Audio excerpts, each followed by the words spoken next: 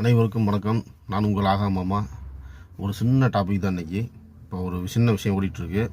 நம்ம கூலி படம், சூப்பர் ஸ்டார் ரஜினிகாந்த் நடித்த கூலி படம்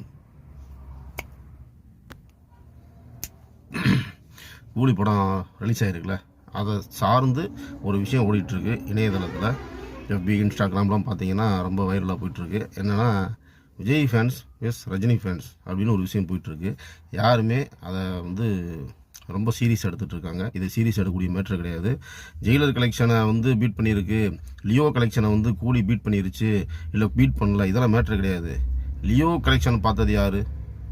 ஃபஸ்ட்டு நான் இதுக்கு வர்றேன். கூலி லியோ கலெக்ஷன் அடிச்சிருச்சுன்னு சொல்கிறாங்க. சரிங்களா? லியோ கலெக்ஷனை பீட் பண்ணாலும் சந்தோஷம்தான். பண்ணினாலும் இந்த கூலி கலெக்ஷனை யார் பார்த்தது? விஜய் ஃபேன்ஸும் சேர்த்து பார்க்க போய் தான், அஜித் ஃபேன்ஸும் சேர்த்து பார்க்க போய் தான், சூர்யா ஃபேன்ஸும் சேர்த்து பார்க்க போய் தான் லியோ கலெக்ஷன் அடிச்சிருக்காங்க. அதாவது கூலி பெஸ்ட்டாக வந்திருக்குன்னு சொல்ல வரேன். அந்த கலெக்ஷனில் வேர்ல்டு வைடு ஃபர்ஸ்ட் டே கலெக்ஷனில் கூட வந்திருக்குன்னு சொல்கிறாங்க. ரைட், நல்ல விஷயம் தான். இது விஜய் சாருடைய லியோ கலெக்ஷனை யாருனால வந்தது? ரஜினி ஃபேன்ஸ் பார்த்ததுனால வந்தது, விஜய் ஃபேன்ஸ் பார்த்ததுனால வந்தது, அஜித் ஃபேன்ஸ் பார்த்ததுனால டோட்டல் எல்லா ஃபேன்ஸுமே பார்த்ததுனால மட்டும்தான் கூலியும் லியோவும் ஃபர்ஸ்ட் டே கலெக்ஷன் நல்லா இருக்குது. நல்லா தெரிஞ்சுக்கோங்க தமிழக மக்களே.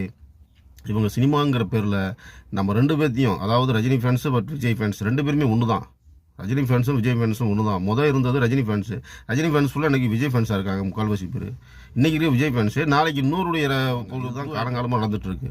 இவங்க ஆடியோ லான்ச்சுங்கிற பேரில் உங்களை ஒரு விஷயம் மோட்டிவேட் பண்ணி, விஜயை பற்றி பேசினா கலெக்ஷன் ஆகும், விஜய் ஆடியோ லான்ச்சில் ரஜினியை பற்றி பேசினா கலெக்ஷன் ஆகும் அப்படின்னு சொல்லி மூட்டி விட்டு குளிர் காயிறாங்க.